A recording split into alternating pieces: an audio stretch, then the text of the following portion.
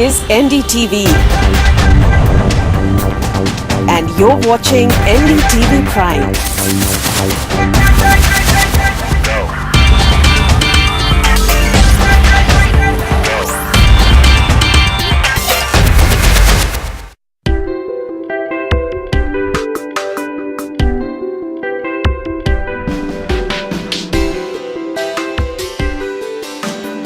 Well, 2016 was a tough year for entrepreneurs. Money, we know, was hard to come by, and the focus was on performance. It was on results. And the stakes, in fact, for the biggies are now even higher. It's now, for instance, an all-out, very, very high stakes battle for domination of India's e-commerce space. And a very special guest with us now, Amit Agarwal, the Vice President and Country Manager, Amazon India, to take us through just what one of the world's leading e-commerce giant plans to do to up its game here in India. I caught up with him earlier and began by asking him how he sums up the year gone by, both, of course, the highs, the mega successes, and the big challenges.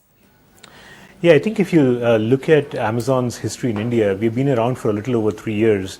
I would say that in the first year, a lot of the progress was around getting a customer experience noticed.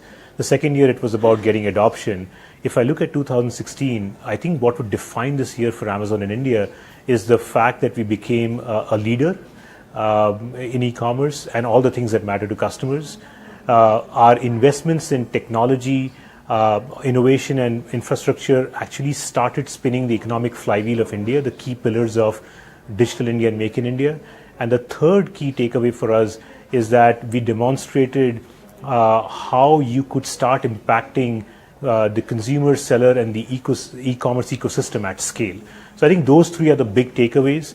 If you look at the first one, I talked about the customer experience leadership. We have the largest selection of products in India at 95 million products. We deliver fast to over 200 cities and deliver a pan-India. We have scaled a lot of our seller products that allow sellers to sell on our platform and offer everyday low prices. If you look at the economic flywheel of India, the investments that we have made, more than 50% of our sellers now come from tier 2 cities. 97% of India's PIN codes placed at least one order on Amazon in October. Global selling, our investment, where 18,000 sellers are selling over 25 million Make in India products globally, including the top brands of Amul, Himalaya, Biba, Manyavar, Fab India, and so on. We recently launched Launchpad, which is a great program for startups. In 2 weeks of its launch, over 400 startups have signed up and started offering the unique selection on the Amazon platform. So we're beginning to see the impact of our investments on the key pillars of the economic activity of India, and not just the direct participants, but even the ecosystem. So we have this program called I Have Space that allows small stores to participate in our logistics network. That program has grown to 50 cities, 12,500 stores participating in an ecosystem. So all in all, a very inclusive overall impact on bringing more and more stakeholders into Digital India and taking Make in India products global. And on the third piece of seeing national scale, the kind of the popular myth that e-commerce is an urban-only discount-led phenomena to buy only a few kinds of products once a year is completely being debunked in some ways from the success that Amazon has seen. We see over 97% of India's PIN codes shop on Amazon. We see customers shopping for everything from their mobile phone to their appliance to everyday essentials to their home and fashion. And what we're seeing is people are actually paying Amazon for convenience. People are paying for fast delivery, and our Prime program is seeing overwhelming response. So very excited. 2016 would be a year where we see leadership, where we see our investments actually make a meaningful impact on the economic flywheel and see scale. If I look forward at 2017, I think you should see us invest in technology and infrastructure that spins all of these three areas at massive scale. Right, now, Mr. Agarwal, India's e-commerce space, we're now being told by the likes of Morgan Stanley, is going to be among the fastest growing over the next 3 years. Morgan Stanley again says that by 2020, it will be worth 160 billion. That, of course, explains just why it's turning out to be such a high-stakes battle. We've got Flipkart, we've got Snapdeal, we've got ShopClues, Alibaba's coming in, and there's, of course, Amazon. Do you believe that there's space for all? So I think e-commerce in India is at a very early stage of its evolution. It's probably not even the minute one of day one. What you're going to see is a lot more innovation in the coming years and a lot of new players emerge that will delight customers. So I think it's very, very early. There will be many winners. Amazon in India is just getting started, and you should continue to see us invest in offering a better customer experience every day, in using our investments to impact the overall ecosystem in India, to help spin the economic flywheel of India, and overall do this at really massive scale.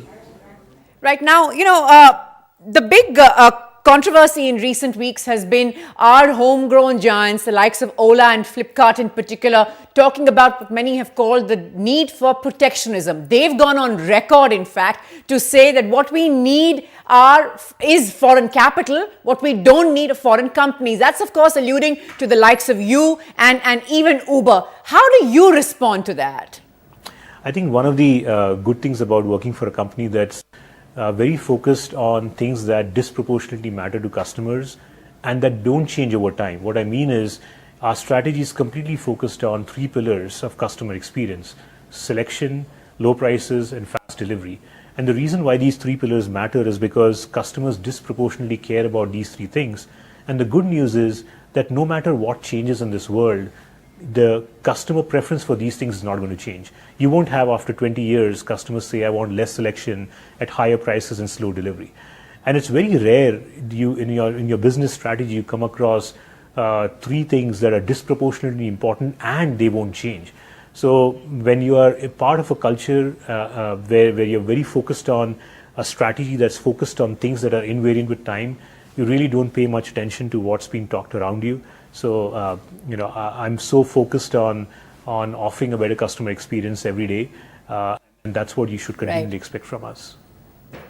Don't focus on much else. Fair enough. Now, India is, of course, quite evidently ticking all the right boxes for you. The investment has been upped. You're now looking at a $5 billion investment as far as Amazon is concerned. You personally are now on Amazon's core team. We know that Jeff Bezos, in a short statement in the earnings release, focuses on what now matters. India has figured very, very recently. There are all those, of course, saying that this is such a diverse country with so many challenges, yet India now clearly top priority for Amazon. I mean, you said it, that India is a very large, diverse country. Its demographics is extremely favorable for the growth of e-commerce, with more than 50% would be younger than 25. It's a very diverse country. Every part of the country has its own preferences, its own cultural diversity. People eat, wear, consume things that are so different.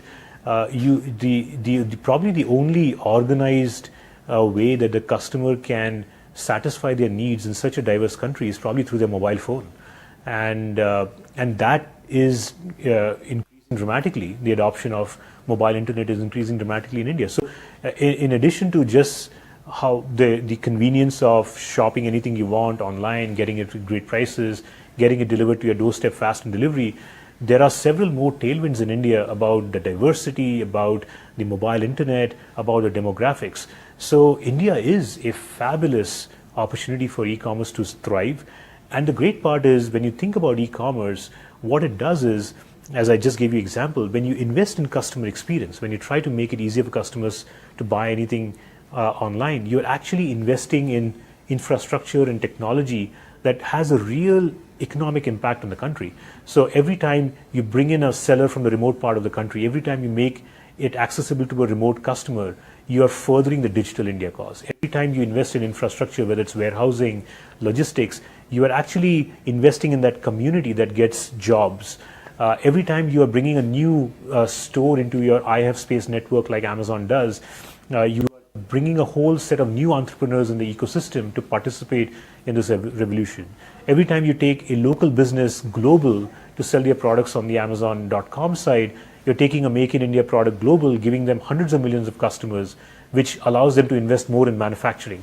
So I think the growth of e-commerce, the customer experience focus of e-commerce so clearly aligns with how India's growth is charted out, that all these tailwinds and this close association with the economic flywheel of India bodes really well for e-commerce adoption in India. So there is no reason why you would not get excited about the opportunity.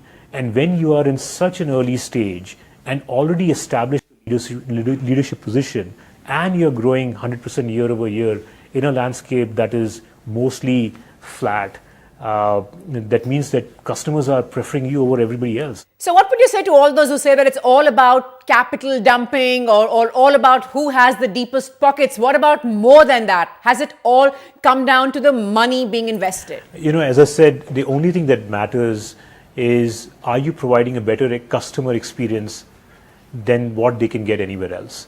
We firmly believe that customers will shop on Amazon.in only until the very point they don't find a better customer experience elsewhere. So I think, or rather, until the point they find a better customer experience elsewhere. It ultimately matters, are you providing the selection that customers care about? If you cannot provide access to the product that they want to buy, they won't shop with you. If the product is available, but it's not available at everyday low prices, they won't trust you to buy whatever they want to buy without having to wait for sales. If you don't deliver the product reliably and fast, then they would probably not find enough convenience value. So I think it all boils down to that, and all our investments are squarely focused on technology, innovation, and infrastructure that enable this customer experience. And the great part is that all of this investment helps the ecosystem that is also trying to get adopted to Digital India and Make in India and Startup India very quickly. So I think all of these things are so aligned that ultimately it's going to matter is who provides a better customer experience. Right, and we've seen just the stakes. We've seen, how the spat really becomes very public and very bitter. Look what happened after those billion-dollar festive sales on, the spat over who's selling what, contesting the numbers, who's selling churran, who's selling what, and all of that. How do you see that? Do you see it's part of the evolution of the space? This happens in any market, or is this really unique to India? I think, again, we are very laser focused on answering the question, are we providing a better customer experience? So the things that we care about most is, are our customers getting access to the largest selection of products? We have more than 95 million products on our website today, and you can basically find anything that you wish for in some sense. We deliver to more than 200 cities, next day guaranteed, 2-day guaranteed, which is a fabulous service for customers. We have launched Prime, which is our flagship program that provides fast shipping to customers for free, and we have seen overwhelming response, which indicates that customers are willing to pay for convenience and even prepay for a whole year of membership because they love convenience. So I think we are very laser focused on those things, and that's what we evaluate our progress on. And all the things that really matter to customers, they are easily verifiable. We are already leaders, and even when we look at subsequent metrics, when we look at our traffic on our PC site or a mobile site, we are the largest traffic site. We are the most downloaded shopping app.